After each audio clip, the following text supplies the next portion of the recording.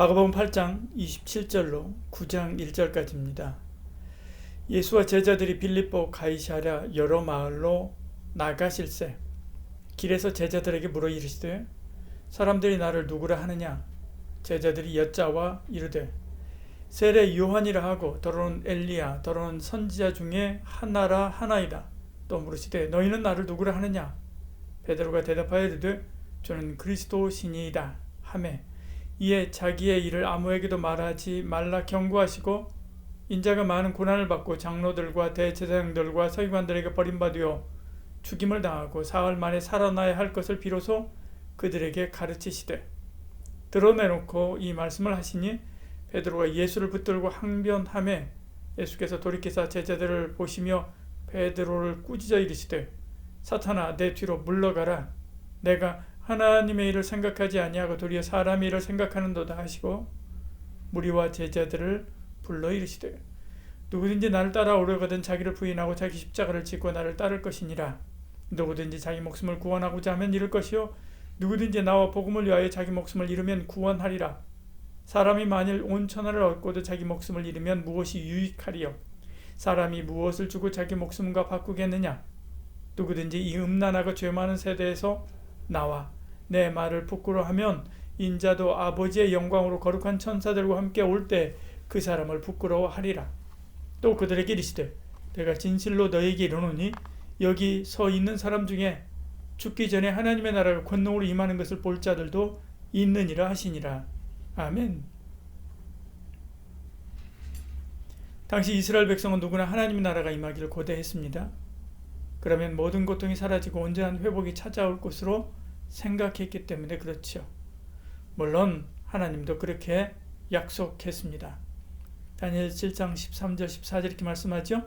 내가 밤에 환상 중에 보니 인자 같은 이가 하늘 구름을 타고 와서 옛적부터 항상 계신 이에게 나아가 그 앞으로 인도되며 그가 권세와 영광과 나라를 주고 모든 백성과 나라와 다른 언어를 말하는 모든 자들이 그를 섬기게 하였으니 그의 권세는 소멸되지 아니하는 영원한 권세요 그의 나라는 멸망하지 아니할 것이라 이렇게 말씀하죠.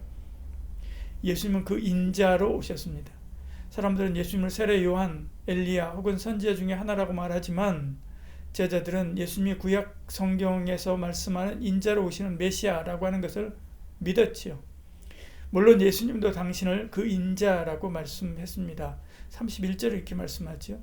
그러니까 제자들은 주님이 하나님의 나라를 세울 줄 알았습니다. 그래서 들떠 있었지요. 주님 빌립보 가이사랴 마을로 가는 길에서 제자들에게 당신이 그 인자로 오시는 그리스도라고 하는 것을 확인시켜 주십니다. 베드로가 분명하고 확실한 대답을 했기 때문에 더욱더 수월했을 것입니다. 29절에 말씀하죠. 너희 나를 누구라 하느냐. 베드로가 대답하되 이르되 주는 그리스도시니이다 하매 이렇게 말씀하죠. 이처럼 예수님은 우리의 그리스도, 메시아, 인자이십니다. 명칭이야 다양하지만 의미는 한 가지, 우리를 구원하여 새로운 세상을 열어주실 하나님이시지요. 예수님이 그분이라고 하는 것을 믿는 것이 믿음입니다.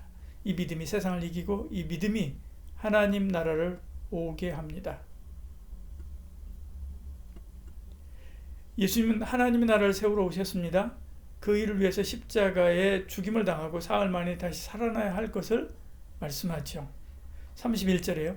인자가 많은 고난을 받고 장로들과 대제사장들과 서기관들에게 버림받으어 죽임을 당하고 사흘 만에 살아나야 할 것을 비로소 그들에게 가르치시되 이렇게 말씀하죠. 그러나 베드로의 생각은 달랐습니다. 그는 주님의 메시아라면 한시라도 빨리 그의 나라 세우기를 원했지요. 주님은 자꾸 시기를 저울질하면서 늦추고 계십니다.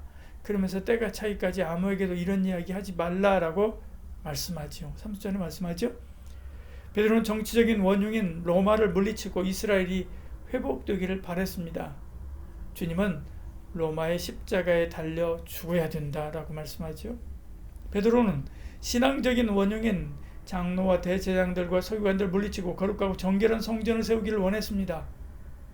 그런데 주님은 그들에게 버림받아야 한다라고 말씀하죠. 31절에요. 인자가 많은 고난을 받고 장로들과 대제사장들과 서기관들에게 버림받아 죽임을 당하고 이 말씀하죠. 베드로는 예수님을 드러내고 제자인 자신들도 힘을 가지길 원했습니다. 그런데 주님은 자기를 부인하고 자기 십자가를 지고 주님처럼 죽자고 말씀하지요. 자기를 높이고 살리려 하면 오히려 죽는다라고 말씀합니다. 34절 35절 이렇게 말씀하죠. 진짜 부끄러운 것은 패배자처럼 붙잡혀 죽는 것이 아니라 패배자처럼 보일까봐 두려워서 하나님의 뜻을 저버리는 것이다 라고 말씀합니다. 38절이에요. 그러나 주님의 뜻대로 하면 곧 하나님의 나라가 임한다 라고 선언합니다. 그것도 제자 중에 하나님의 나라가 권능으로 임하는 것을 볼 수 있는 자가 많다라고 이렇게 말씀하지요. 9장 1절이에요. 그들에게 이르시되 너희가 진실로 너희에게 이르노니 여기 있는 사람 중에 죽기 전에 하나님 나라가 권능으로 임하는 것을 볼 자들도 있느니라 하시니라 이렇게 말씀하죠.